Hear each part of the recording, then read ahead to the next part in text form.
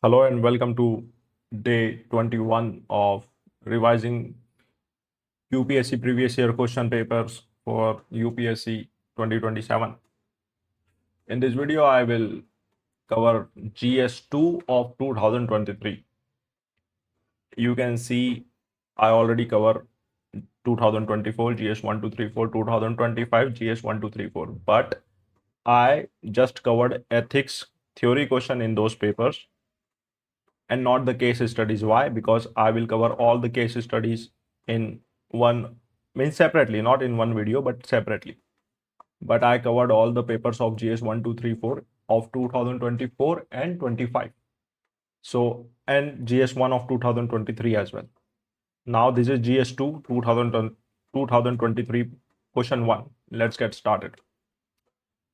Constitutionally guaranteed judicial independence is a prerequisite of democracy. Comment. Judicial independence is the cornerstone of a constitutional democracy, ensuring the rule of law, protecting fundamental rights, Article 32, and maintaining checks on legislative and executive overreach. Constitutional safeguards for judicial independence. Security of tenure. Judges enjoy fixed tenure and can only be removed through a stringent parliamentary procedure. Article 124, Clause 4 and 217. Financial autonomy. Salaries and allowances are charged upon the Consolidated Fund of India, non-votable by Parliament. Article 146. Jurisdictional protection. Bar on discussing judges' conduct in legislature. Article 121 and power to punish for contempt. Article 129 and 215. Prerequisite for democracy. Upholding rule of law validates legislative action against constitutional parameters. Judicial review. Article 13. Protecting minority and individual rights. Acts as a sentinel on the Q5 Kesavananda Bharati case. Basic structural doctrine. Ensuring federal balance. Resolves intergovernmental disputes impartially. Article 131. As independent judiciary safeguards constitutionalism, prevent executive autocracy, and sustaining public faith in democratic institutions aligned with the UN SDG 16. Who are entitled to receive free legal aid? Assess the role of the National Legal Service Authority in rendering free legal aid in India. Free legal aid, rooted in Article 39A and enforced by the Legal Services Authorities Act 1987, operationalizes access to justice for marginalized citizens. Sustainable Development Goal 16.3. Beneficiaries entitled to free legal aid. Section 12. Women and children, members of SC/ST communities, industrial workmen, victims of human trafficking or beggar, victims of mass disasters, violence, flood, earthquake, or industrial disaster, persons with disability, persons in custody or earning below prescribed income thresholds. Assessment of NALSA's role. Promoting alternative dispute resolution, organizes Lok Adalats for speedy, cost-effective pre-litigation settlement. Over millions of cases settled. Legal awareness and literacy.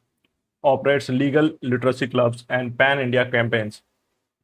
Example, Nyaya Bandhu, tele-law integration. Systemic challenges. High pendency, variable quality of legal panel advocates, and low awareness among rural beneficiaries. Second ARC observation. To fulfill its mandate, NALSA must strengthen panel lawyer capacity, leverage legal tech, and integrate community paralegals for effective justice delivery. The states in India seem reluctant to empower urban local bodies, both functionally as well as financially. Comment. The 74th Constitutional Amendment Act 1992 aimed at democratic decentralization, yet urban local bodies (ULBs) remain structurally weakened due to state reluctance in functional and financial devolution.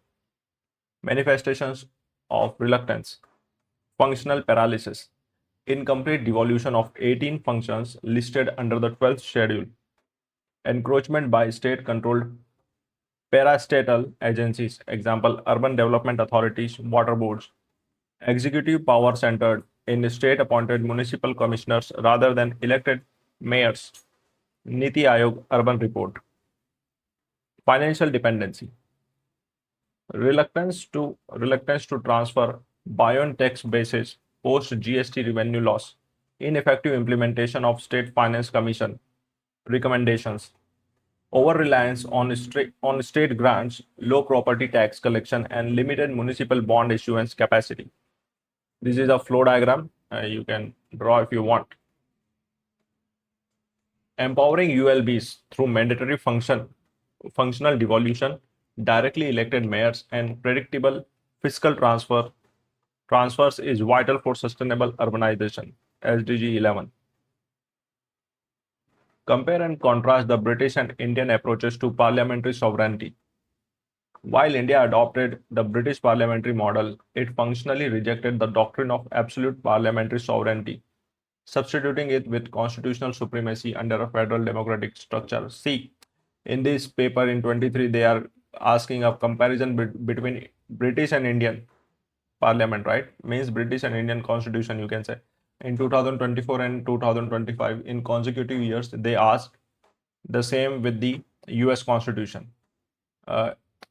If you didn't go through the lectures or from previous year question paper, you can watch on this video on this channel. Otherwise, you can go through by yourself as well.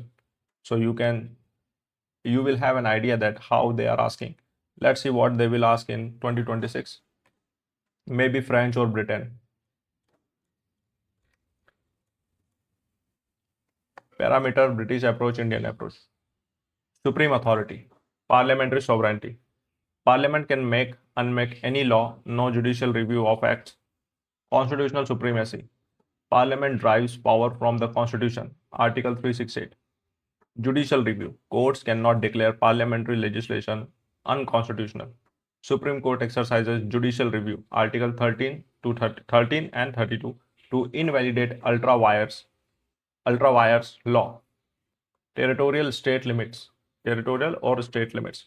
Unitary state, parliament holds unlimited territorial jurisdiction. Federal structure, legislative power divide via seventh schedule. Rights framework, rights protected by common law tradition and parliamentary status. Statutes, fundamental rights part 3, act as express limitation on legislative power. Thus, India synthesizes British parliamentary democracy with American judicial supremacy, balancing legislative power with constitutional checks and balances.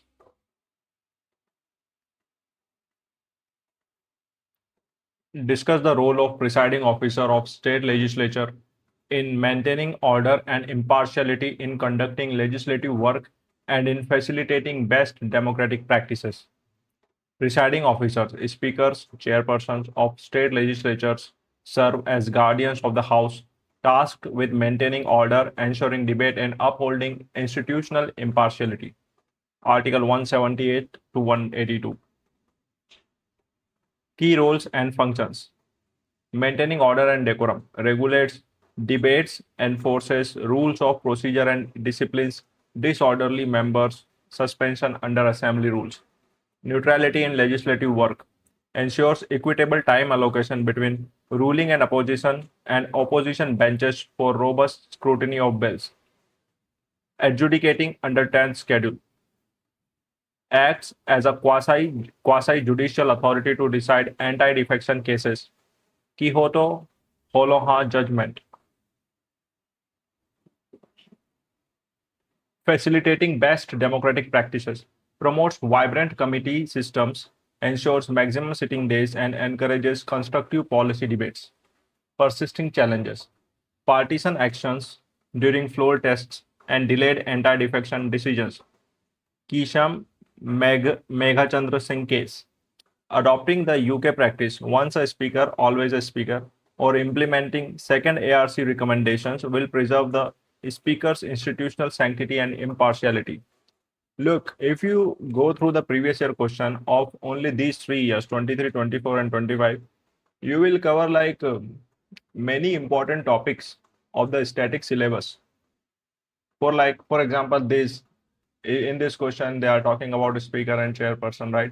In earlier question they talk about CAG, Attorney General, and Supreme Court as well, right? So that is why previous year questions are always important, even if they repeat or not. Question 6.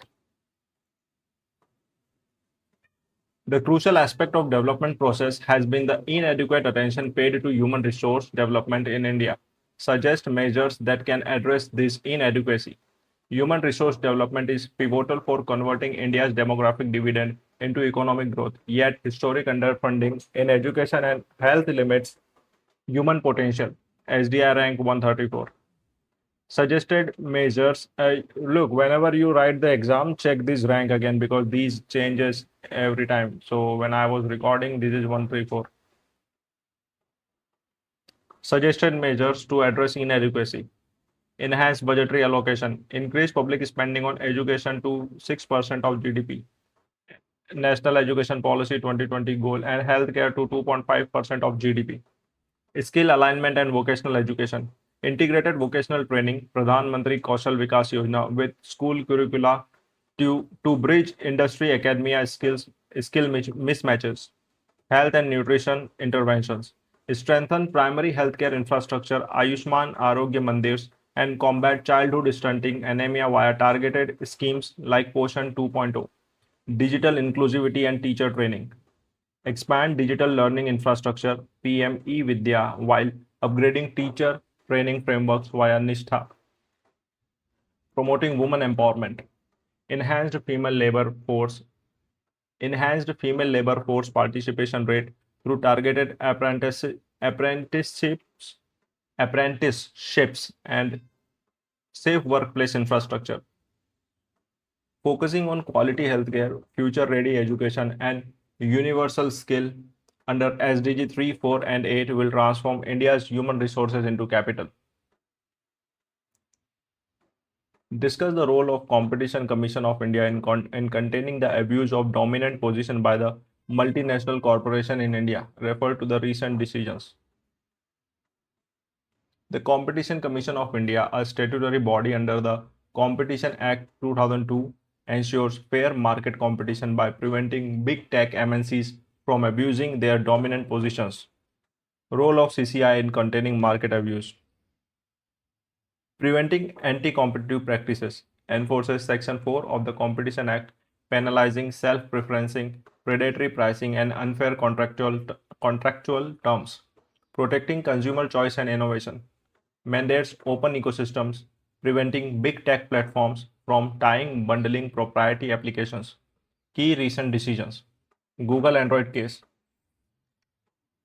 Fined Google 1337 crores for leveraging dominant position in Android OS market to enforce pre-installation of Google apps. Google Play Store policy imposed penalties for mandating the use of its proprietary billing system for in-app purchases. Antitrust scrutiny on e-commerce investigates Amazon and Flipkart over deep discounting and preferential seller listings. Empowering CCI with digital market expertise and ex-ante regulatory tools, a digital competition bill is essential to secure a democratic digital economy.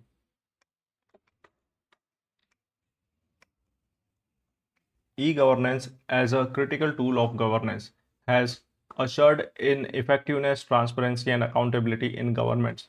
What inadequacy hamper the enhancement of these features? E-governance leverages ICT to modernize service delivery, enhancing speed, transparency, and administrative accountability. However, systemic structural bottlenecks prevent its full potential realization. Second ARC report. Key inaccuracies and challenges: digital divide and infrastructure gaps, unequal internet penetration, power outages, and low digital literacy in rural tribal belts exclude vulnerable population. SDG 10.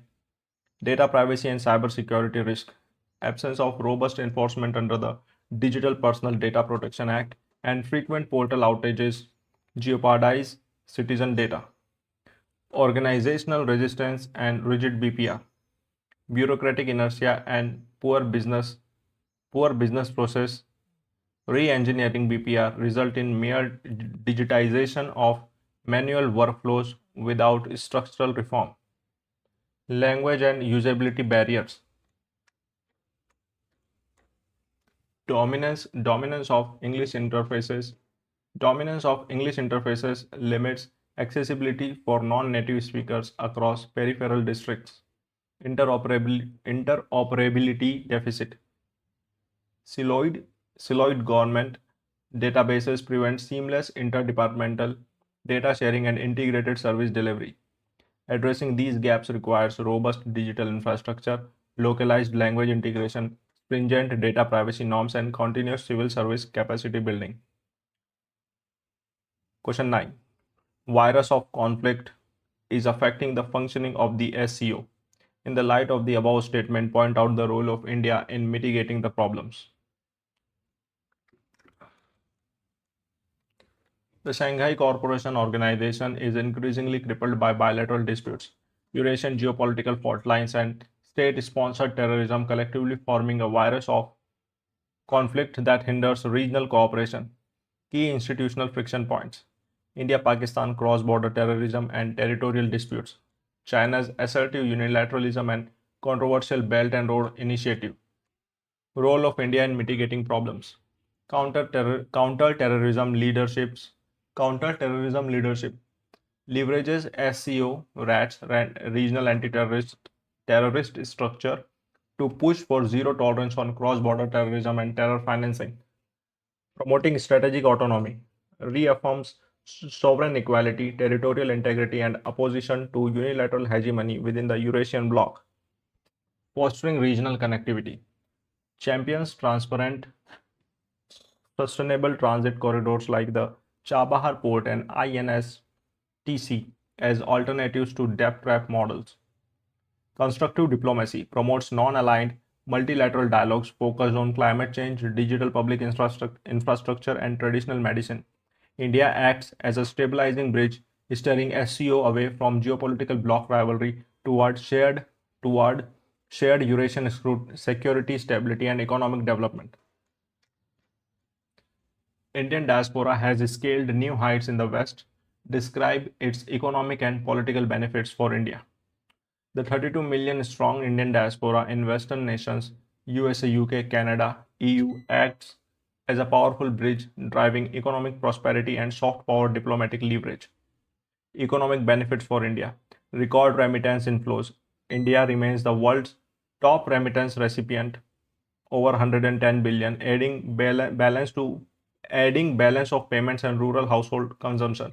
FDI and venture capital. Diaspora entrepreneurs and technocrats channel foreign direct investments, angle funding and angel funding and technology transfer into Indian startups and IT hubs. Trade and knowledge transfer facilitates bilateral trade ties while driving domestic innovation through brain gain networks. Vaibhav Summit. Political and diplomatic benefits, influence on host country policies, high diaspora presence in Western parliaments and executive offices, US Congress, UK Cabinet fosters India favorable legislation. Short power projection enhances India's global image through cultural diplomacy, academic excellence, and leadership in Fortune 500 multinational. Engaging the diaspora through proactive Pravasi Bharati initiatives maximizes India's geopolitical leverage and accelerates its transition towards a global economic powerhouse.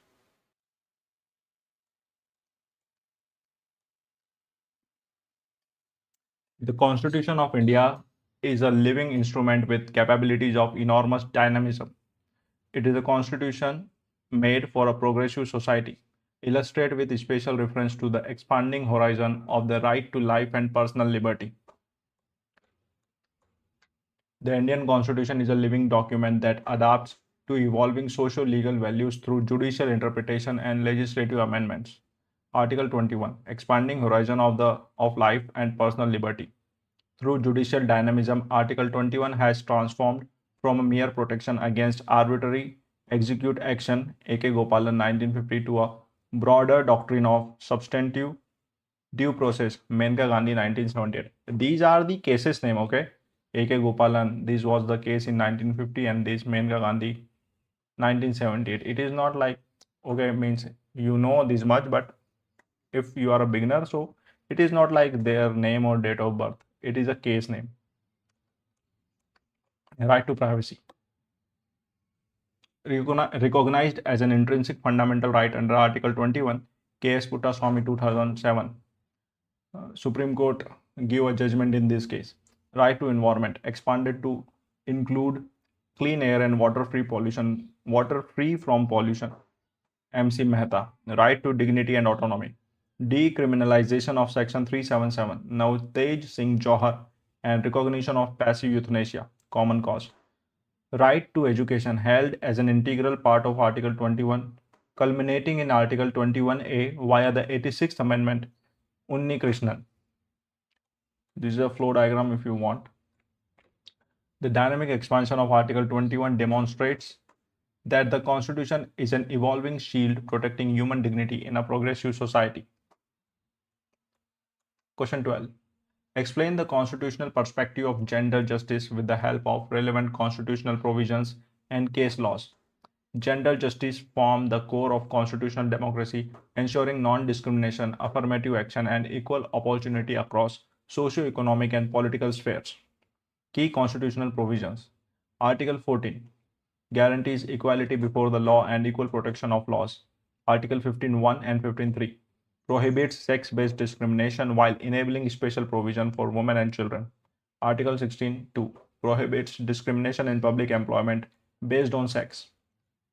Article 39A and 39D mandates adequate means of livelihood and equal pay for equal work for both men and women. Directive principles. Article 42 directs the state to secure justice and human condition of work and maternity relief.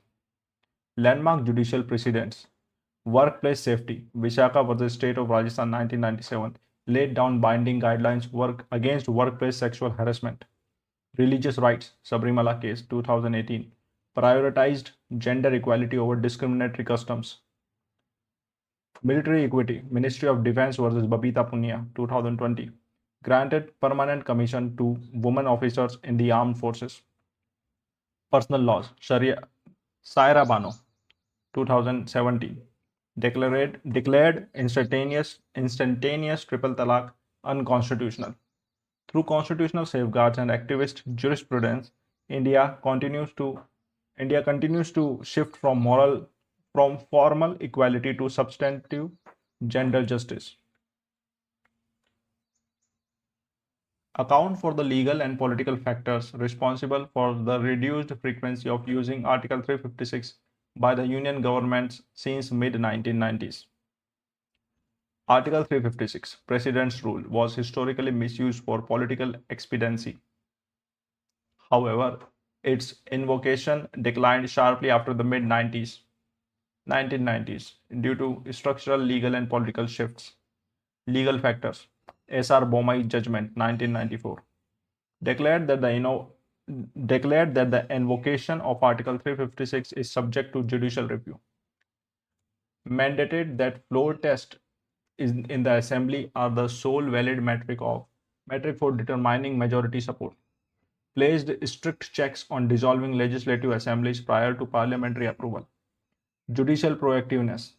Threat of judicial intervention and restoration of unlawfully dismissed assemblies. Arunachal Pradesh 2016, Uttarakhand 2016. Political factors. Era of coalition politics. The post-1989 multi-party era forced central ruling coalitions to depend on regional partners, discouraging arbitrary state dismissals. Role of the President. Presidents actively exercised discretion by returning cabinet recommendation for reconsideration. President K.R. Narayana returning cabinet advice in 1997 and 98. Interstate Council and Sarkaria Commission increased adoption of institutional checks and cooperative federalism norms. The decline of Article 356 underscores a transition from coercive centralism towards institutional restraint and bargaining federalism. Discuss the contribution of civil society groups for women's effective and meaningful participation and representation in state legislature in India. Despite constituting nearly half the electorate, women represent only 14% in parliament and 10 to 12% in state assemblies. Civil society organizations play a crucial role in addressing this structural underrepresentation. Key contribution of civil society groups: capacity building and leadership training. Organizations like NETRI Foundation and Sangat provide political literacy, campaigning skills, and leadership training for prospective female leaders. Advocacy for legislative reforms. CSOs persistently campaigned for political quotas, laying the groundwork for the Nari Shakti Vandan Adhiniyam 106th Amendment Act, reserving 33% seats for women. Grassroots linkages. Groups Groups build bridges connecting effective local governance leaders panchayat to state level political party nominations. Voter awareness and data mapping. CSOs conduct gender focused electoral research, track party nomination metrics, and run voter education drives to counter patriarchal biases. Key challenges: deeply entrenched patriarchal structures within major political parties, limited funding, and systemic institutional support for non partisan political mentoring. Civil society acts as an indispensable pipeline for empowering female political leadership beyond tokenistic representation. Question 15. Explain the significance of the 101st Constitutional Amendment Act. To what extent does it reflect the accommodative spirit of federalism? The 101st Constitutional Amendment Act 2016 introduced the Goods and Services Tax GST, marking a landmark structural reform in India's fiscal system. Significance of the amendment: One nation, one tax replaced a fragmented, multi-tiered indirect tax system with a unified national market. Removal of cascading effect. A seamless input tax credit mechanism reduced the tax on tax burden for businesses and consumers. Administrative efficiency. Streamlined logistics, increased digital compliance through the GSTN portal, and widened the tax base. Accommodative spirit of federalism. Shared taxing sovereignty, Article 246A, concurrently empowered both Parliament and state legislature to levy GST. GST Council, Article 279A, created a unique institutional body where the center holds one-third voting weights and states hold two-thirds, requiring a 75% majority of all the decisions. Fiscal compensation mechanism. Enacted the GST Compensation Act to assure revenue shortfall guarantees for state during the transition period. This is the diagram. GST Council Art. Article 279A. Challenges to federal harmony. Frictions over compensation, cess delays, and the Supreme Court's ruling in Mohit Minerals 2022 clarifying that GST Council recommendations are persuasive rather than binding. The 101st Amendment exemplifies cooperative federalism, demonstrating how pooled sovereignty can coexist with statutory accommodation. You can see they are asking GST in 2023, right? And it was a topic like in current affairs, it was in current affairs in 2016, 2017. So they are asking like 6 years or 7 years after that. It means whatever is important, it is relevant even after 5 to 7 years. Explain the structure of the parliamentary committee system. How far have the financial committees helped in the institutionalization of Indian parliament? The parliamentary committee system functions as an indispensable mechanism to ensure executive accountability, legislative efficiency, and in-depth scrutiny of complex policy matters. Structure of the parliamentary committee system. Parliamentary committee, standing committee, permanent, annual, ad hoc committee, temporary, task based. This is a a very important topic for the prelims, by the way. Standing committee, financial committee, departmental standing, select joint committees, ad hoc, select committee, inquiry and special matters. Role of financial committees in the institutionalization parliament. Public Accounts Committee, PSC, examines CAG reports, Comptroller and Auditor General reports to ensure money spent matches parliamentary grants. It acts as a watchdog against administrative waste and financial irregularities. Estimates Committee suggests alternative policies to bring efficiency and economy in administration, acting as a continuous economic committee. Committee on Public Undertakings evaluates the performance and commercial autonomy of public sector enterprises. Contributions to institutionalization, non-partisan oversight. Committee deliberations take place away from camera glare, fostering cross-party consensus based on technical merit. Specialized expertise allows MPs to develop subject matter expertise beyond broad legislative debates. Continuous vigilance ensures round-the-year executive monitoring when Parliament is not in session. Financial committees serve as the financial conscience of Parliament, strengthening institutional checks and balances despite challenges like decline in referral rates and non-binding recommendations. Question 17. Development and welfare scheme for the vulnerable by its nature are discriminatory in approach. Do you agree? Give reasons for your answer.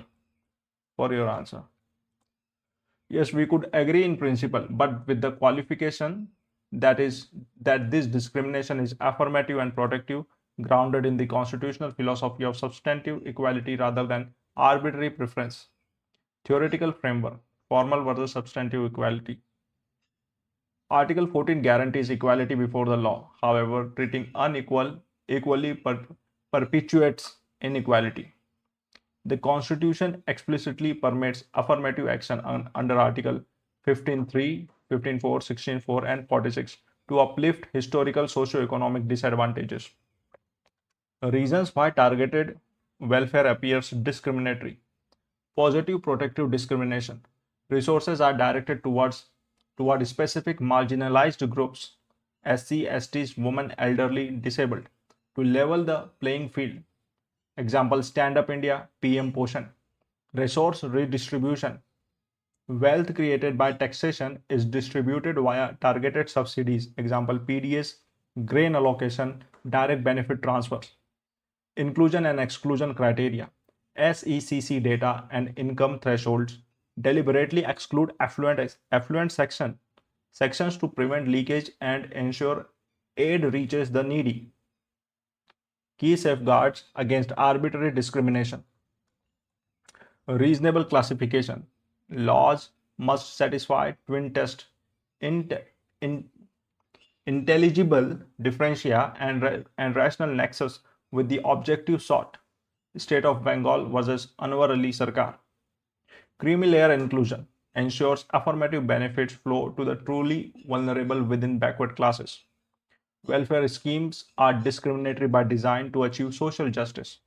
Rather than violating equality, this targeted approach operationalizes the constitutional mandate of an egalitarian welfare state. Skill development programs have succeeded in increasing human resources supply to various sectors. In the context of the statement, analyze the linkages between education, skill, and employment. India's demographic dividend depends heavily on transforming raw human resources into an employable workforce. Skill development programs such as PMKVY and NADP acts as a bridge connecting educational foundation with industry demands. The triadic linkage, educational, skill, and employment. This is the diagram. Analysis of the linkages. Education to skill, foundation to application. Formal education supplies cognitive abilities, literacy, and theoretical knowledge. Skills converts theoretical knowledge into practical, domain-specific market competencies. Example, coding, precision manufacturing.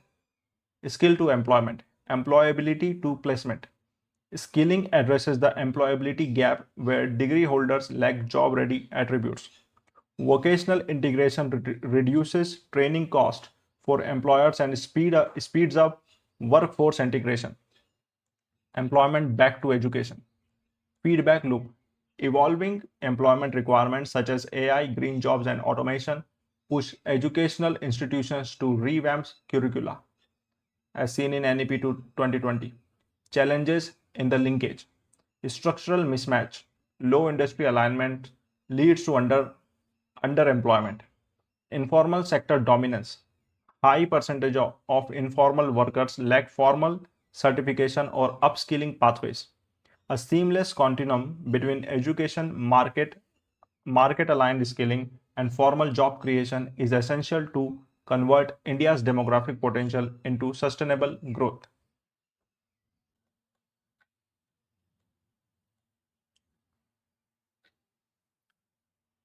The expansion and strengthening of NATO and a stronger US Europe strategic partnership works well for India.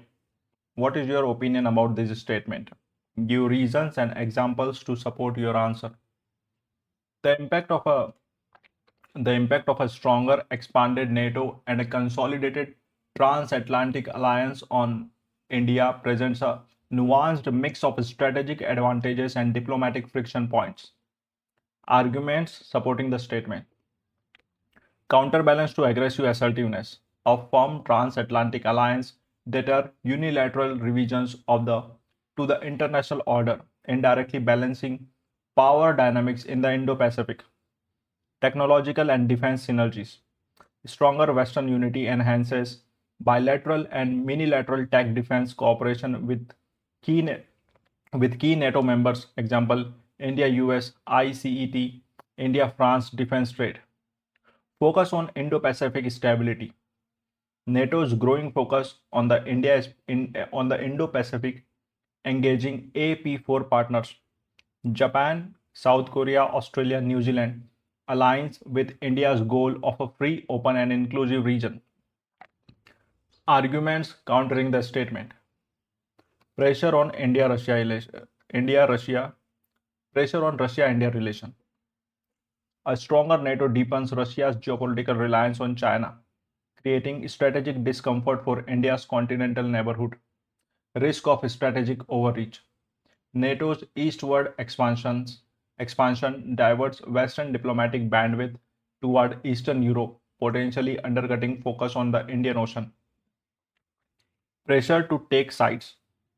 Enhanced transatlantic cohesion increases moral and diplomatic pressure on India to abandon its strategic autonomy during European conflicts.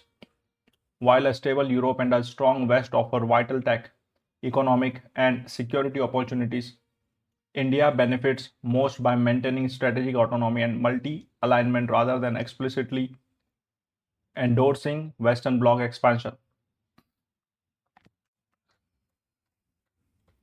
Sea is an important component of the cosmos.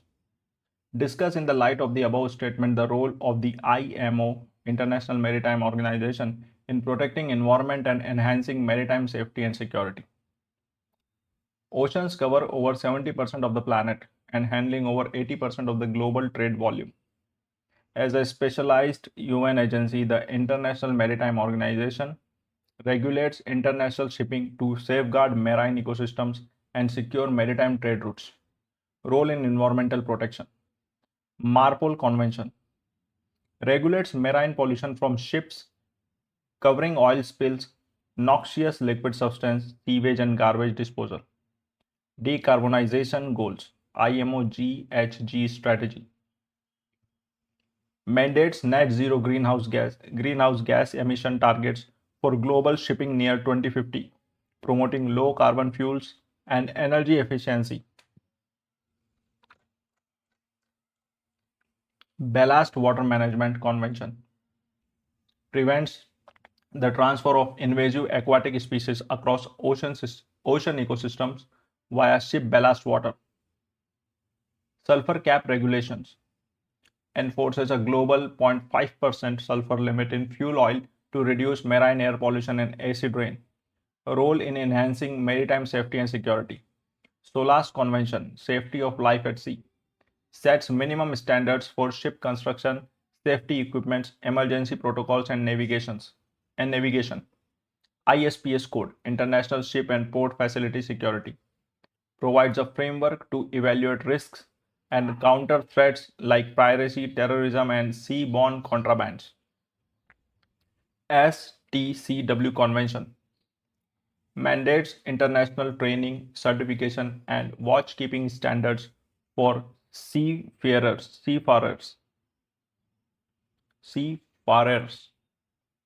anti-piracy operations, coordinates global protocols and maritime domain awareness in piracy-prone regions like the Gulf of Guinea and the Horn of Africa. Through comprehensive international conventions, the IMO protects the health of the marine environment while maintaining safety and order across global maritime commerce.